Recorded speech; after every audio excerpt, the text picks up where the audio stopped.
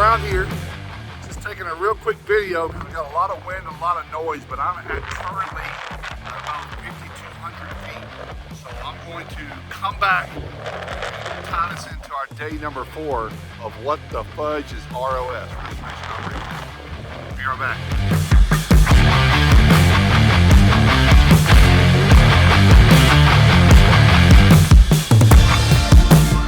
Hey everybody, Clark with Restoration Advisors on day 3 of our series on WTF is ROS, Restoration Operating System. I had to get inside the truck because the wind was so high. So we're at about 4,200 feet today.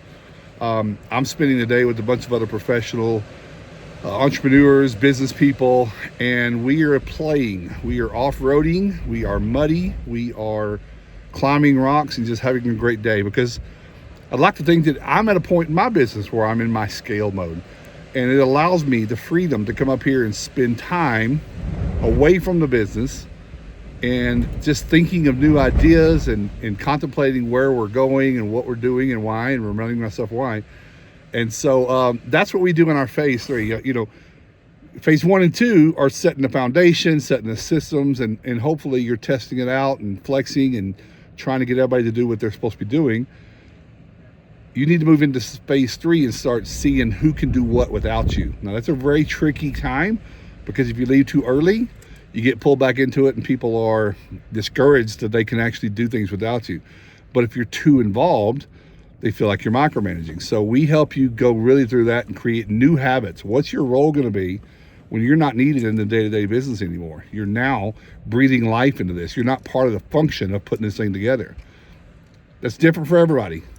But I think that's a place where a lot of people want to get to. We're saying, I like a little more freedom so I can figure out what the next thing I'm doing is. So after you've gone through the other phases, you get into phase 3. Sometimes we have to go back and optimize and tweak and adjust and reconfigure. It's like a piece of clay.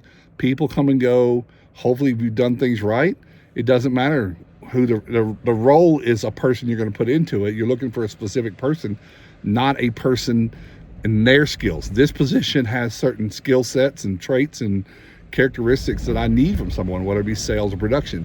So you don't hire the wrong people. So it's easier to replace people. You're still trying to stay at a high level and saying, you know, say someone left, gotta adjust. So in the scale mode, we spend a lot of time on that. What's your next role? We start looking at diversification options for your business.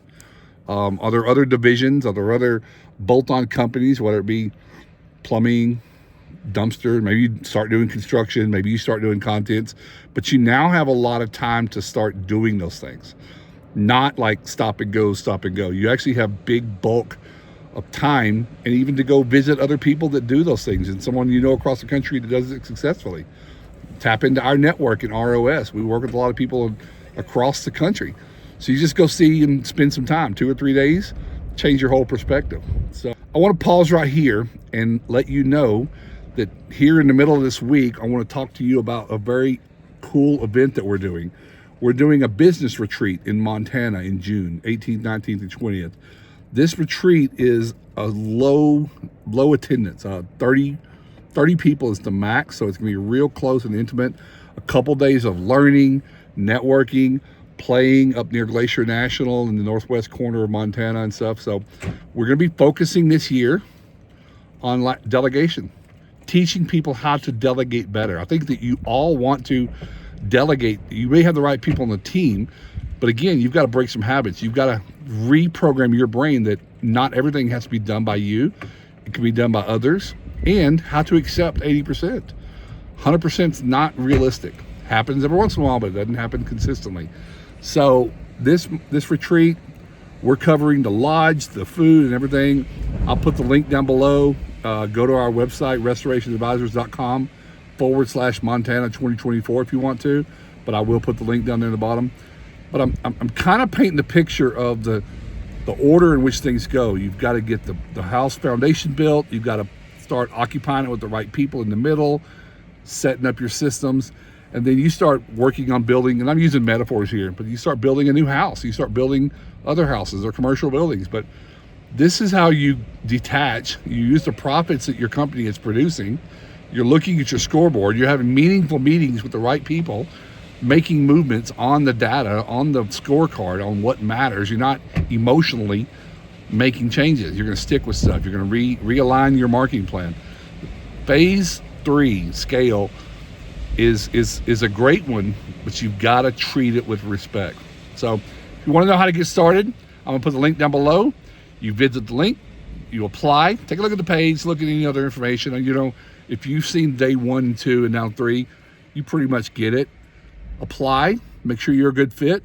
Someone on our team will reach out, have a phone call, make sure that it's a good move, talk about what's next, logistics, and get started. And, you know, hopefully in a very short time, you'll have some relief. And as you go, it'll be more and more. And it gets, almost every customer we work with gets to a point where they start saying, this is kind of fun again. I'm actually enthused about doing what we're doing again. For a while, some people are like, this isn't fun anymore.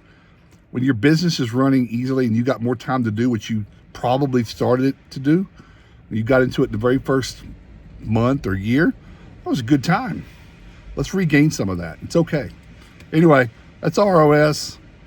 Day 3, WTF, what the fudge is ROS. I hope that's explaining it, but we can certainly explain a whole lot better. We're just going to get on the phone, have a conversation. Be back tomorrow, and day 4, tomorrow, we'll have even, we'll start tying it all back together, and then day 5 is going to be really fun. Thanks for tuning in. Thanks for watching. I appreciate your time, and I hope you're getting some value from it. Take care.